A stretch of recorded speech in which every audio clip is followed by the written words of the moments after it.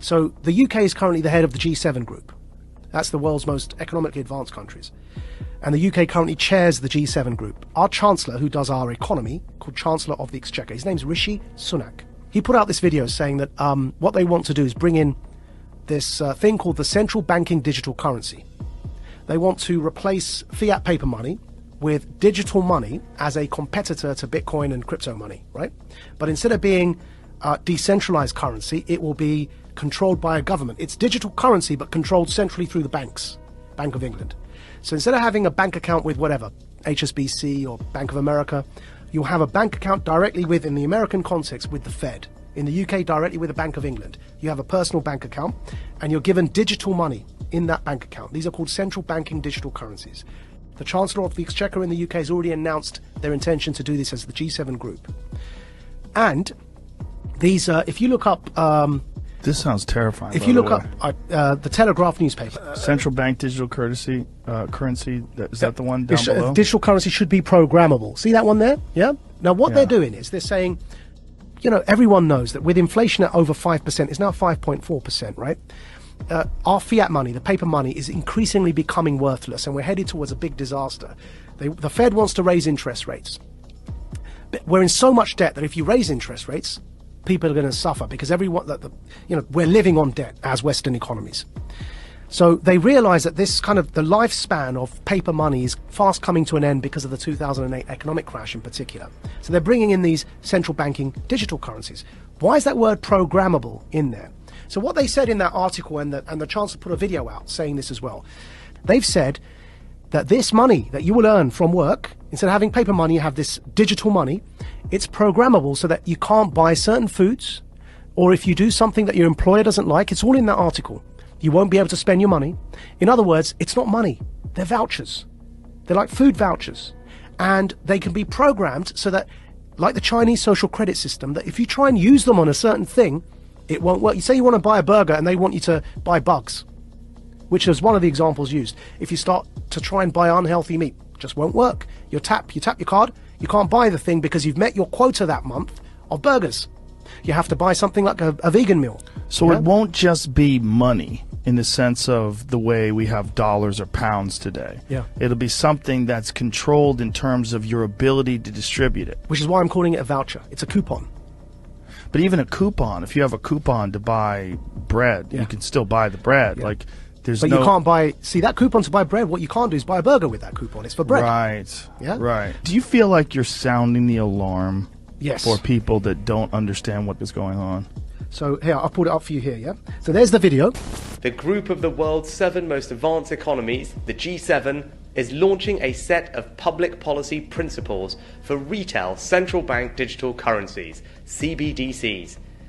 Central bank digital currencies could be a digital version of money, a bit like a digital banknote that could be used alongside... Right, so that's the guy who runs our economy in the UK. His name's the Chancellor of the Exchequer. And here is the article. Bank of England tells ministers to intervene on digital currency programming, yeah? And here's a quote from the article. Digital cash could be programmed to ensure it is only spent on essentials or goods which an employer or government deems to be sensible. Holy shit. I'm going to take it one step further for you, Joe, right? So the checkpoint Charlie exists everywhere. They bring in digital banking, central banking digital currencies. You've got a scenario now that you're checking in and out everywhere you go using vouchers that are programmed and you can only spend where you're told you can spend them. There's another word for that, man. That's called the Chinese social credit system. So what they are telling us, and when I say they, who's they? People in power. That's the head of our economy, the Chancellor of the Exchequer, second most powerful person other than the Prime Minister and maybe the Foreign Secretary in the UK, right? He's telling us, I just played it there for you, he's telling us that's what he, as the UK, the head of the G7, want to bring in for the G7.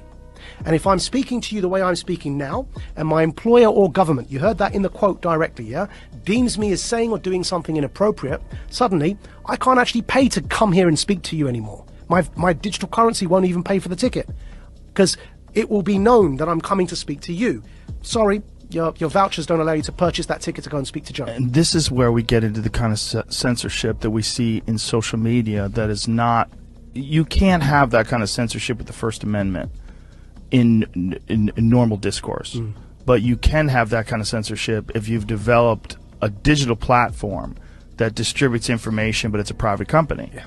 So think about what money is, where you can spend it on whatever you want, versus this digital currency, which is essentially controlled in a sense. Yeah. Like you have free speech on Twitter, but you really don't. Yeah. Because if you go too far or you talk about something that they don't find appropriate, they'll just ban your account. That could be what we're looking at in terms of what we think of as free speech being social media platforms, could be what we think of as your free range ability to buy whatever you want with whatever money that you've earned. So what's going on here, right? What's going on here is, with this central banking digital currency, if you get to that situation where you end up with the Chinese social credit system in the West, why would anyone want to do that, right? I believe we're in a moment of the Gutenberg press. Go back to when the printing press was invented. Technology disrupts power structures. It always has.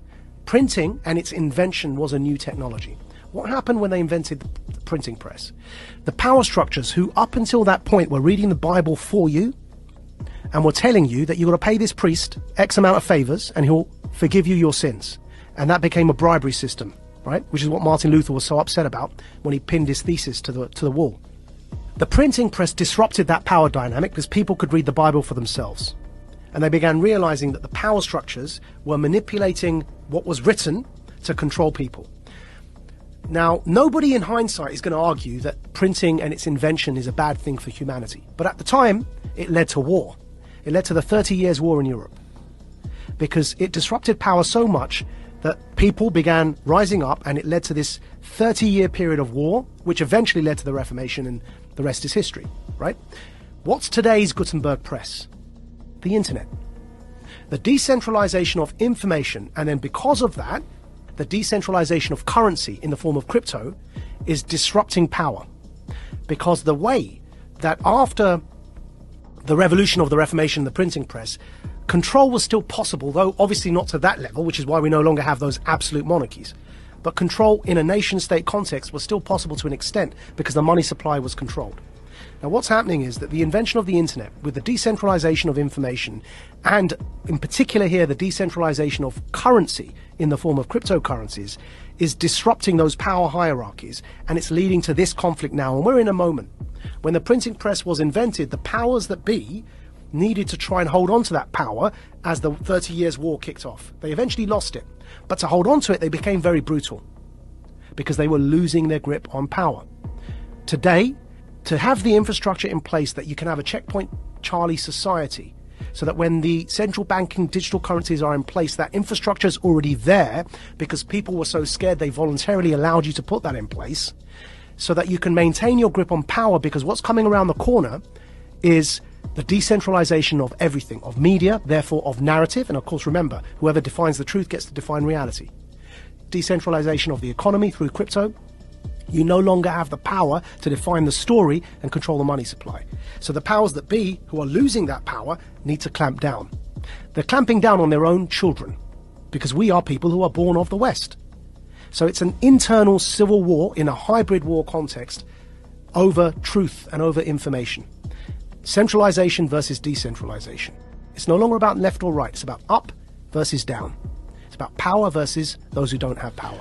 Do you think if there was no cryptocurrency, if there was no Bitcoin or any of the other crypto coins, that they would attempt to do some sort of digital currency? Do you think that this is a response to the understanding that decentralized digital currency is eventually going to take over, or has gained far more momentum than they ever anticipated? I think so.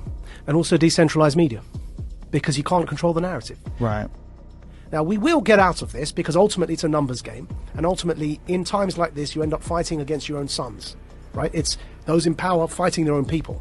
And eventually, the people, are, by sheer numbers, end up becoming the people in power, right? So in the long run, we may well end up in a decentralized world, which will be much better. But as I say, that to get there, we have to get through this period of those in power attempting to hold on to that power.